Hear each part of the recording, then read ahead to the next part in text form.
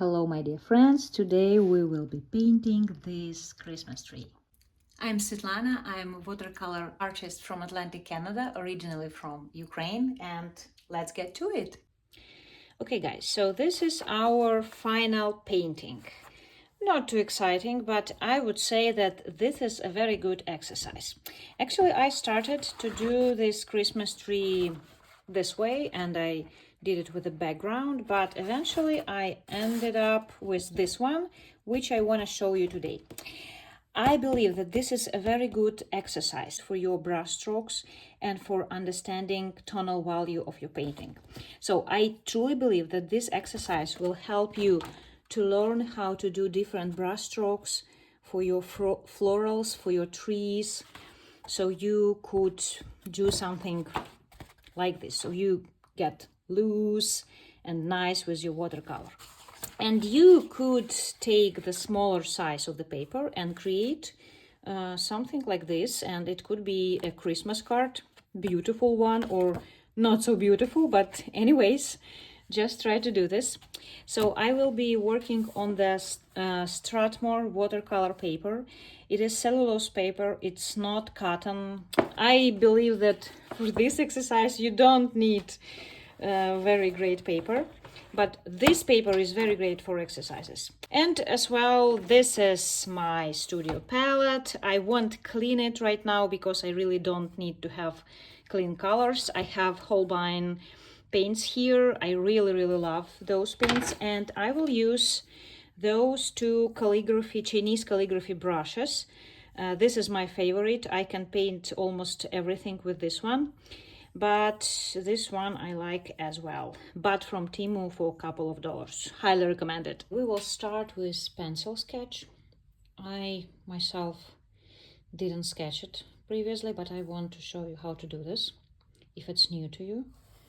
So draw the line so you understand where is your tree, and I suggest we put the tree in the middle of the paper. We don't think about composition too much in this painting. So what would I do? Just this triangle, and then just remind yourself how the branches of the tree are looking kind of a little bit up. It will help you with your brush strokes. I have my water bucket here. I really like it. This is actually this thing I use every day for many months, and I really like it. Highly recommend it. But guys, before we start, I need to explain you 3 consistency of solution we can do for watercolor. I explain this every class I do, and it's very important to understand that we can have 3 consistency of watercolors. Okay, so if we have a lot of water and a little bit of pigment, I have something green on my palette. The color is not important. You can see that solution is very thin, very transparent. You have a lot of water and you have not a lot of pigment. So this solution, this consistency, we call tea because it resembles tea, right? If I add more pigment to my puddle, always create puddle when you paint with watercolor. And you can see that consistency gets creamier. This is coffee. This solution we call coffee. And when we will paint our tree, I will tell you, now we use tea solution and now we use coffee solution. Okay, so let's try it on the paper. You can see that the color is more vibrant. You have less water and your solution of watercolor is more intense. So you can see the difference. And the third solution, we call it cream. Okay, I will take a lot of pigment from my palette. And actually it looks like sour cream. You can see.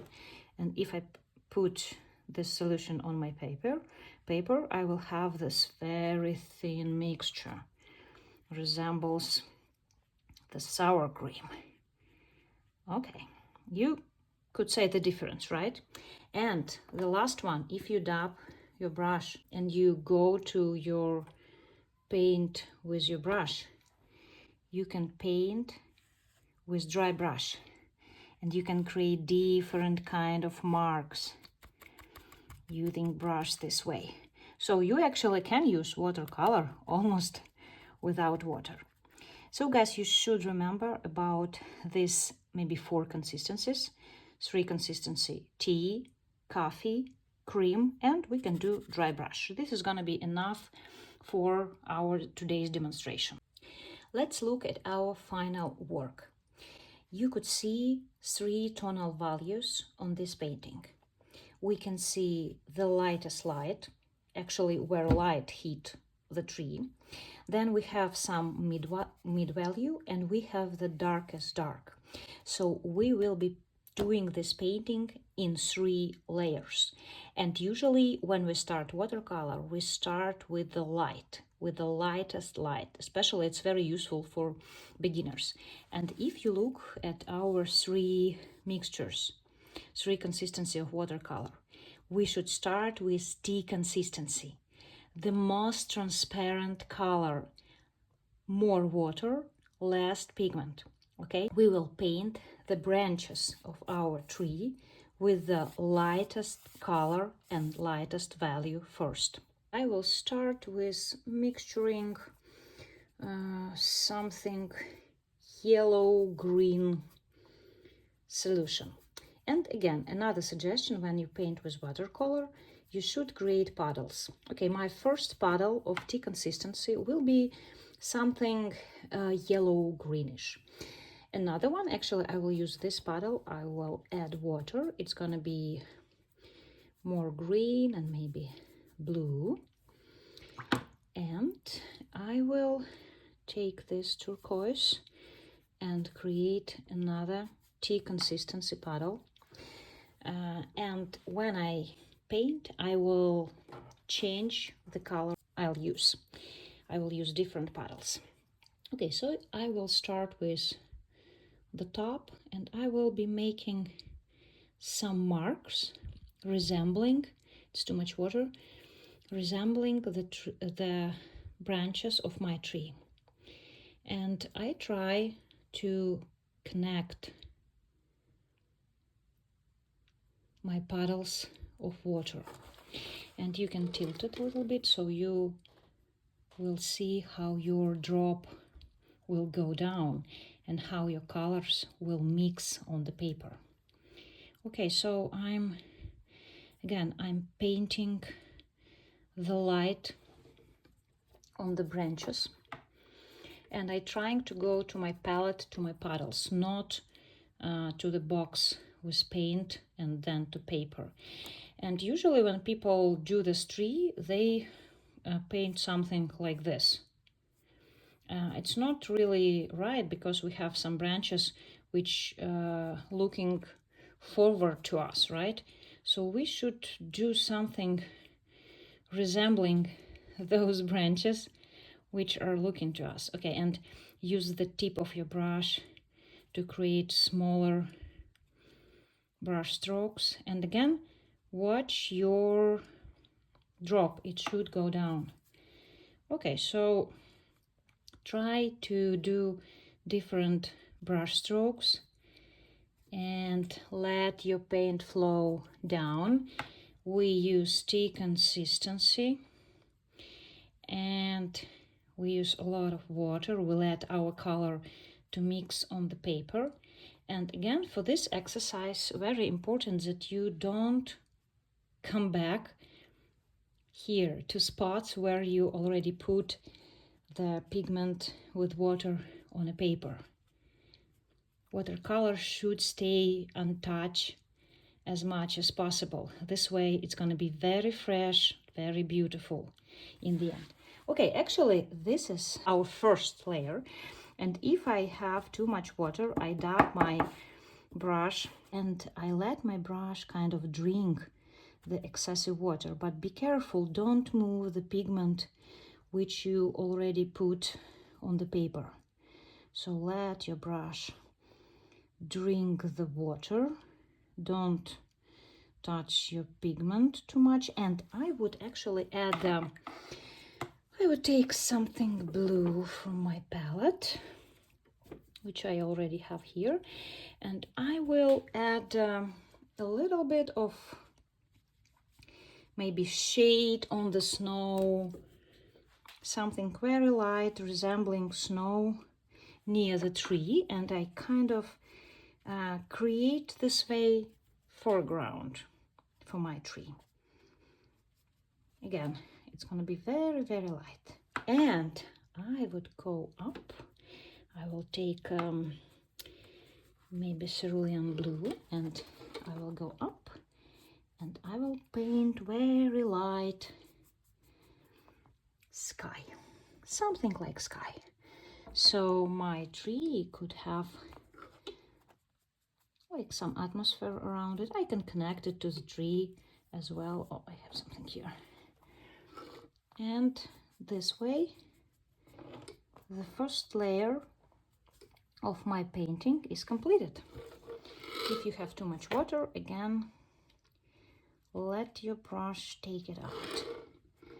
And after that, I would really leave it this way and let it dry by itself, because those spots where you have more pigments, they will dry beautifully with backgrounds and with different tone and color, and you will see how your pigments spread in your brush stroke. So let it dry and we will come back for the second layer. A few moments later. Okay, so the first layer is dried, and you can see that it is very delicate, very transparent, very light. Now I will be creating another consistency, coffee consistency of watercolor. And again, I will create 3 puddles. One puddle will have something blue. This is actually cerulean blue. Okay, I have one puddle of cerulean blue. And another will be something green, but more intense. Okay, coffee consistency. And I will use ultramarine blue as well. I will dilute it somewhere here. Again, coffee consistency. This is gonna be our mid-tone. And again, I will be painting and changing the color the way I go. I need something to put under my painting to tilt it a little bit. Okay, so now it's tilted. I will start from the top. Okay. And I will change the color. Now I add mid-tone, not everywhere. I preserve the white of the paper, and maybe I'm adding the kind of dark under the branches, and I will leave light as it is. Again, I try to find moments when my drops with pigment meet each other, and I kind of draw the shades on the branches, and I assume that light goes from here, so darks should be from this side, I think so. And I don't forget that I need to practice my brush strokes so they would be loose and beautiful and full of water.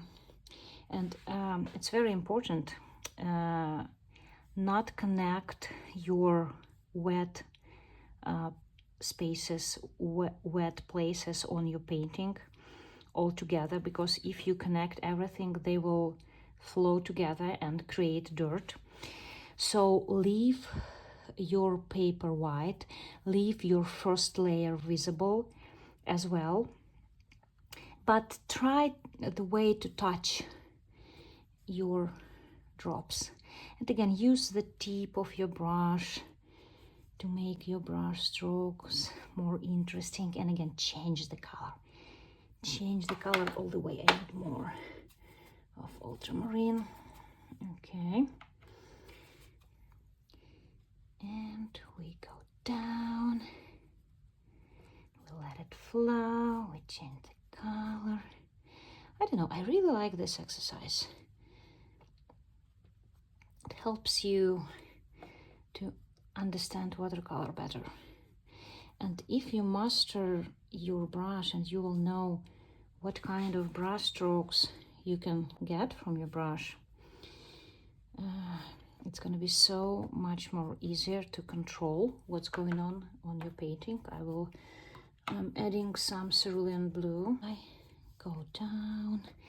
I try to make my brush strokes more interesting, and I don't want to repeat myself. So make it interesting and loose. And don't forget that we don't paint the tree. We don't copy the tree. Actually, I don't even have a photo to copy. But we create an illusion of tree. This is what we painters do. And look at this tree. We already understand that this is a tree. And we can understand when we look at it that we have some light area and some dark area. And again, what we need to do right now, we need to let it dry. And again, your assignment, you don't go back. You don't go to the spots where you already have your pigment. This is your exercise, okay? So I will add a couple of kind of sharp edges of the branches, and I will dry it. Let this pigment in those small pools dry by themselves. So this way you will have very beautiful transition from the lighter to dark. 2,000 years later. Okay, the second layer is dry, and we will switch to the ornaments. We will paint in our ornaments in between the branches to the places where we have the whites of the paper, so we could have those highlights on the ornaments. To paint the ornaments, I ask you to create cream consistency pool of watercolor. Okay, I will use this very interesting violetish purple color. So I should take a lot of pigment, and I will let my water go over the brush.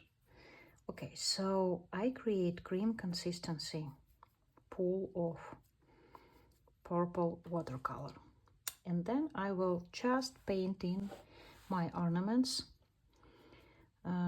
to the different spots of my painting where I see the white spots. You need to know how to draw kind of like a circle on a paper, and you leave a small highlight.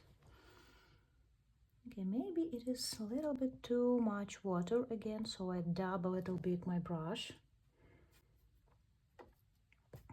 And I'm continuing to see where can I have those white spots.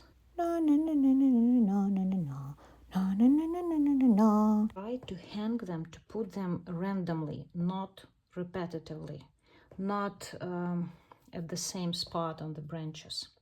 I will dab my brush to paper towel so it's going to be dry, and I will take some of the pigment and water from the top of ornament. I need to wash my brush. Take a little bit of water and pigment, so my ornaments will look more round. No, no, no, no, no, no, no. And I will take some ultramarine. Again, creamy consistency, very, very intense, and maybe a little bit of black, so very consistent and creamy color. And I will add like just a spot on the bottom of the ornaments. And your ornaments should be pretty dark. Actually, This tonal value we will use in the end when we will add some shades on the branches. I want to add maybe some red ornaments to my tree. So I will take it, I think it is cadmium red again, very intense color, cream consistency, not a lot of water, and I try to find some spots to paint in my ornaments. I recommend to dry it for you, but I won't dry it right now. Now I will do the darkest dark. Yes, the darkest dark. Okay, again, I should create 3 pools of watercolor.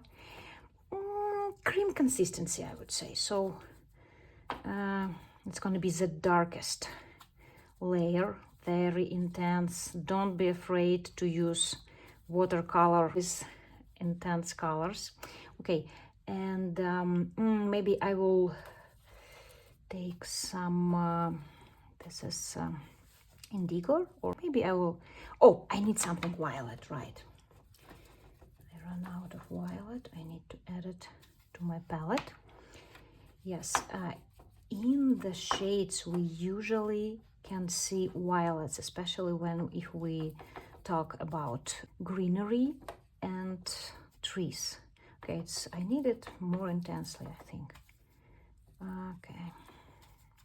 Okay, so I have 3 pools, and now I will add some shades, not a lot, a little bit, and I need to paint around my ornaments.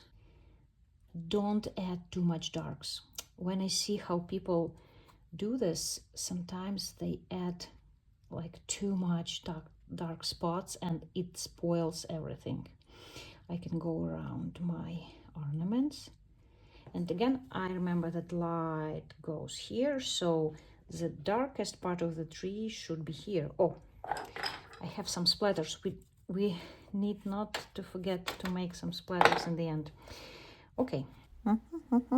I'm changing the color all the time. I'm changing the color. I'm so grateful to Andy Evanson. I once was on his Zoom session, and he actually was the first person who explained it to me, that we create those pools of colors and we change it all the time. This way our painting gets more interesting. Okay, so I add more dark spots from this side and a little bit from the other one, and I'm adding some paint on the way. It's a tricky thing. You need to connect your colors so colors will mix on the paper, and from other perspective you don't need to connect everything. Okay, and I'm diluting my mixture when I go down, so this way my tree won't be the same all the way. Actually, I like how my tree turns out. Okay, actually I think I'm done with the darkest dark. Okay, I go around this ornament, and I will take some ultramarine, and I will add some shade under the tree, and I will take some violet as well. So when I paint the shade, I connect my pools again. Oh, and I will take something warm as well. Okay, so we creating this way something like a shadow, and I connect this shadow with my tree. So this way I'm creating just one large shape. And this is actually kind of important in watercolor. Okay, so now we need to do some splatters. I would use this purple color, which I used for the ornaments. I found it very interesting, and I just doing something like this. And I will, I saw it when I saw Yuka Nagayama demonstration, how she does it. So I have a lot of mixture on my brush, and I kind of drop some splatters on the paper, and I let my colors run. I really like it. I don't mind. Ooh, nice. I can move it a little bit. And maybe it is too dark, so I will take some water from here. I think I will do some splatters of ultramarine here. It's kind of like snow is going, and maybe I will I will take some cerulean. I will dilute it, and I will put some drops here.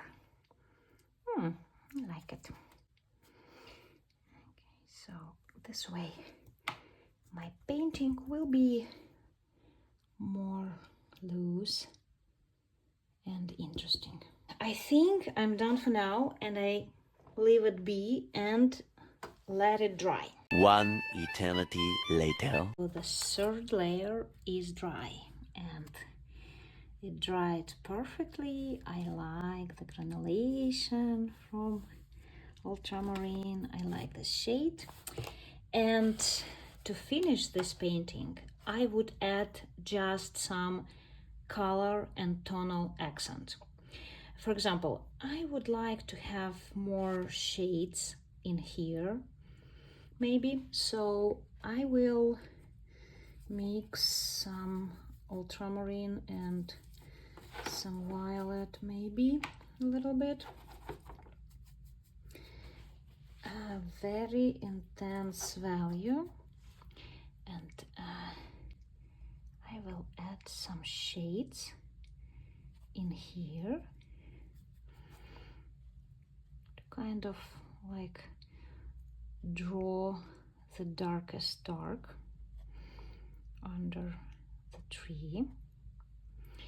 And I will drag this color actually a little bit down, add some water, let it flow. Yeah, I think I like it better now. Okay, I will dry it a little bit, and maybe I will take some Payne's Gray. Actually, I really like this color, and I would say don't be afraid to use black or very intense colors.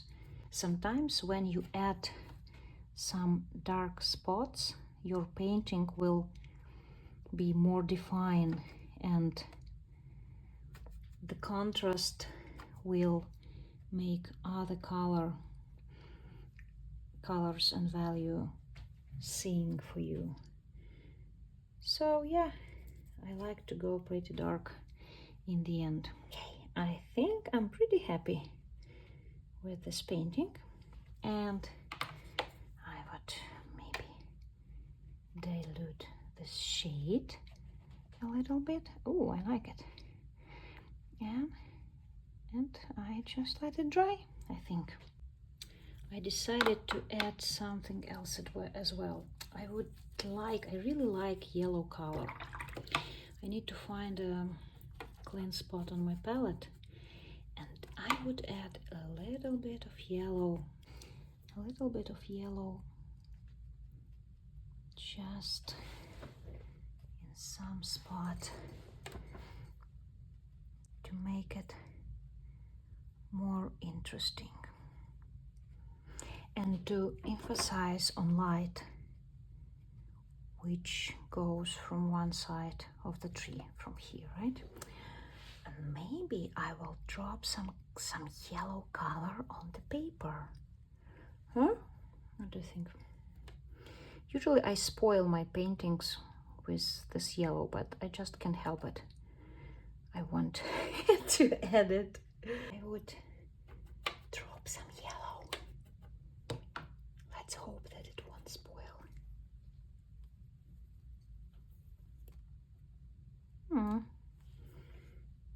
Okay. It could be and here. It is very important know when to stop when you do watercolor so you don't spoil. I don't like this yellow. Okay, so now it's ready. Okay, my friends, so this is it.